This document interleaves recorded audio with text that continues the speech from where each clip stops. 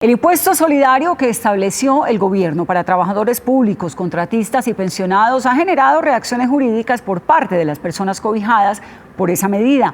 Muchos han hecho llegar sus argumentos a la Corte Constitucional pidiendo que se declare inexequible. Rubén Darío Bayona, ¿por qué se oponen a ese impuesto y qué dice el gobierno? ¿Qué dice la Corte? Además? Vanessa, buenas tardes. Primero hay que decir que la Corte Constitucional hoy negó la solicitud de medidas cautelares que estaban pidiendo algunos ciudadanos sobre este decreto del 568 que crea el impuesto solidario. Impuesto que empezó a cobrarse a partir del 1 de mayo y que va hasta el 31 de julio y que aplica para trabajadores públicos, para contratistas y para pensionados, quienes le están pidiendo a la Corte Constitucional que declare inexequible esta norma porque viola el principio de igualdad y además afecta el mínimo vital. ¿Qué responde el gobierno? ¿Qué le ha dicho el gobierno a la Corte Constitucional? En el siguiente informe, más detalles. Una cascada de argumentos e intervenciones ha escuchado y tiene en su poder la Corte Constitucional sobre el decreto 568 que creó impuestos a los salarios de funcionarios públicos, contratistas y pensionados que superen los 10 millones de pesos.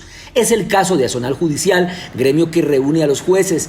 Este es su argumento para solicitar que se tumbe la norma. Está desconociendo la carta política que prohíbe que se le imponga a través de los decretos de emergencia nuevas cargas tributarias a los trabajadores. Los pensionados del sector portuario dicen no oponerse a contribuir, pero sí a que se trate de una imposición del gobierno.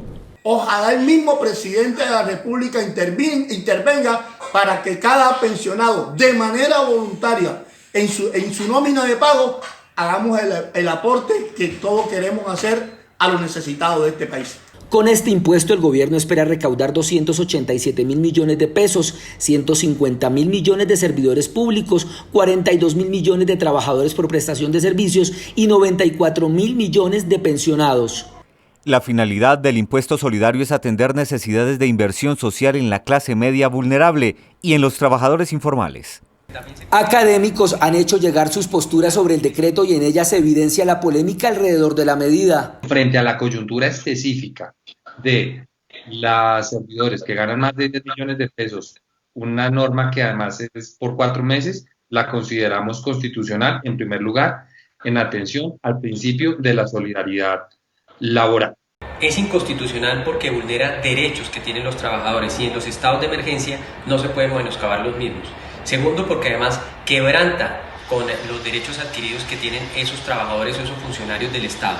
Según el gobierno, a los empleados del sector privado no se les aplicó este impuesto solidario porque bajo el criterio de proporcionalidad, el empleo en el sector privado se puede ver más afectado que en el sector público, donde se han mantenido puestos de trabajo y contratos en medio de la emergencia.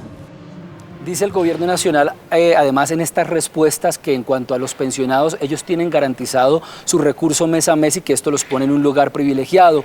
Varios jueces del país y pensionados ya han presentado acciones de tutela buscando frenar que se les cobre este impuesto solidario. Desde el norte de Bogotá, Rubén Darío Bayona, Noticias Caracol.